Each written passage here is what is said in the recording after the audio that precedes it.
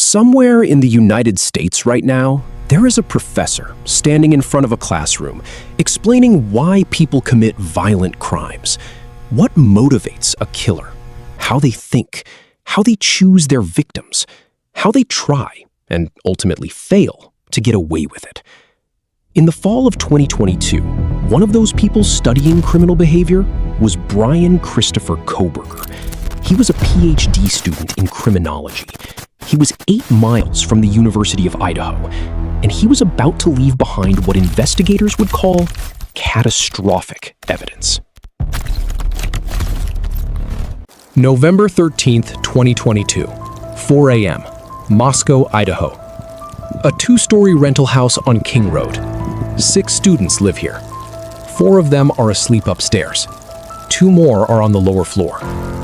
What happens in the next few minutes will send a shockwave through a quiet college town of 25,000 people and trigger one of the most sophisticated forensic investigations in American history. Before this becomes a story about science, it has to be a story about 4 people. Kaylee Gonsalves was 21 years old, a senior studying general studies, planning to move to Austin, Texas after graduation. Friends described her as magnetic, the kind of person a room rearranges itself around. Madison Mogan was also 21. Her senior marketing thesis was almost finished. She and Kaylee had been best friends since freshman year. They were found together. Xana was 20 years old, a junior studying marketing. Ethan Chapin, her boyfriend, was also 20. He was visiting from his own dorm that night. He wasn't supposed to be there. That detail matters because it means the killer didn't know Ethan would be in the house. Xana had ordered DoorDash at 2:17 in the morning. She was still awake when Kohberger entered. She crossed his path on his way out. Ethan Chapin was asleep in her room. At 11:58 a.m., a 911 call came from inside the house. One of the surviving roommates had found an unresponsive friend. Officers arrived to find 4 bodies. The 2 surviving roommates, who slept through everything on the lower floor, had not heard a single sound.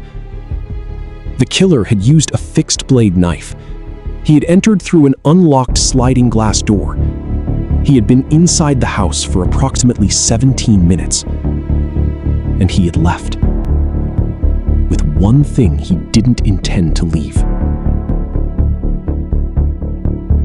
On the bed next to Madison Mogan's body, investigators found a knife sheath, tan leather, K-Bar brand, the kind used by hunters, military personnel, survivalists, the kind you can order on Amazon for $30.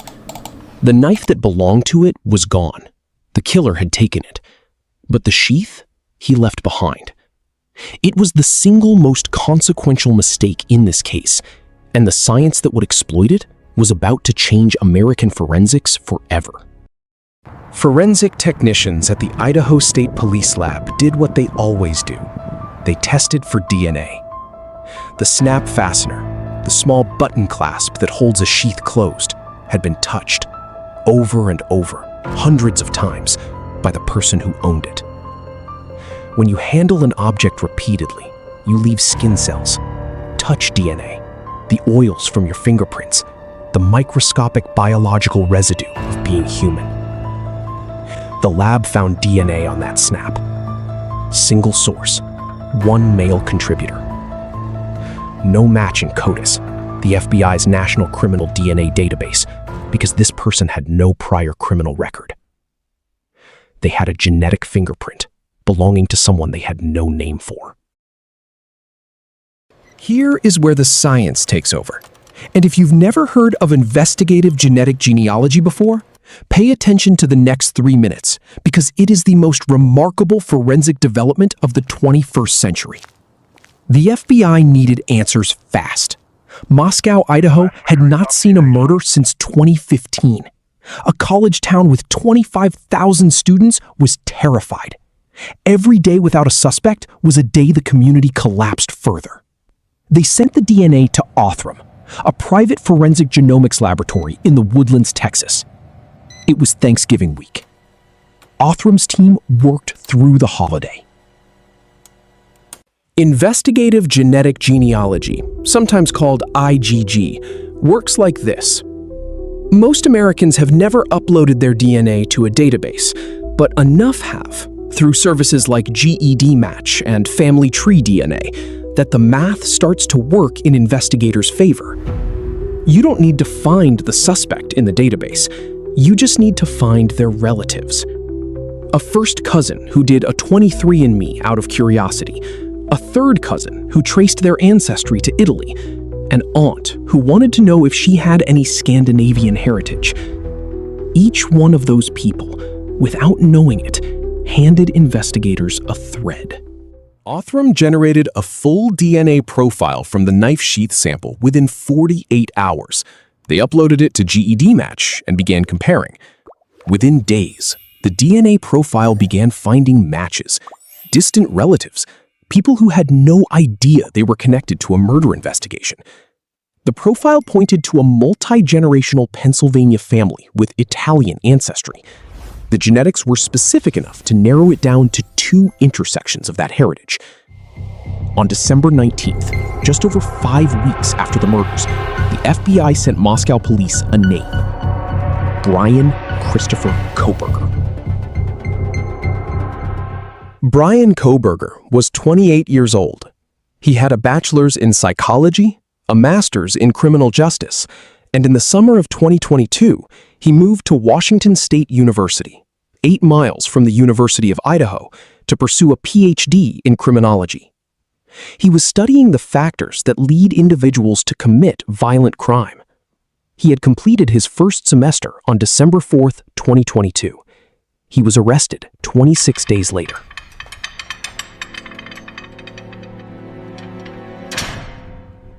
Cell tower data told a story that made investigators' blood run cold. Between June 2022 and November 13th, Bryan Kohberger's phone had pinged near the King Road house at least 23 times. 23 visits to the same residential street. In the months leading up to the murders, he had been watching, mapping the routines, learning the schedule. He knew which lights came on when. He knew how late they stayed out. He was 8 miles away, and he kept coming back. On March 17th, 2022, months before he moved to Washington, Kohberger had purchased a Ka-Bar knife on Amazon. He paid with an Amazon gift card. He bought the sheath separately. When investigators searched his purchase history after the arrest, they found he had attempted to delete those transactions in the days following the murders. He also tried to replace the knife. New searches on Amazon for the same model. He knew exactly what he'd lost. He just didn't know they already had it. After the murders, Kohberger drove home through rural backroads, avoiding the main highway. His phone was turned off until 4:50 a.m. By 5:30 a.m., he was back at his apartment in Pullman, Washington. At 9 a.m. the same morning, his phone pinged near the King Road house again. Investigators still don't know why he went back. He's never explained it. Here is where this case becomes something else entirely. The FBI had a name. They needed confirmation, because naming the wrong person based on genetic genealogy alone would destroy the investigation. They needed Bryan Kohberger's DNA directly. And Bryan Kohberger, who knew he had left DNA at the scene, who had studied criminal investigations, who understood forensic evidence, was waiting for them. He was sorting his trash at 2 in the morning into individual Ziploc bags while wearing surgical gloves. Investigators waited. When the Kohberger family put their trash at the curb for collection, a team retrieved it. They took it to Idaho. In that trash, a Q-tip. A used cotton swab from a bathroom, the kind you find in every medicine cabinet in America. The DNA on that Q-tip belonged, the lab confirmed, to the father of the person whose DNA was on the knife sheath at the King Road house. Bryan Kohberger's father had used that Q-tip. His son had left the DNA on the sheath. It was a statistical match. The probability of it being anyone other than Bryan Kohberger, essentially zero. December 30th, 2022, 3 a.m., Monroe County, Pennsylvania. Bryan Kohberger had driven across the country with his father for the holidays. He was home for Christmas. Pennsylvania State Police and FBI agents surrounded the property. When they knocked on the door, Kohberger's father answered. Bryan Kohberger was inside.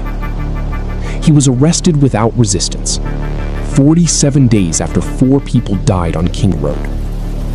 He was still wearing his graduate student ID badge from Washington State University.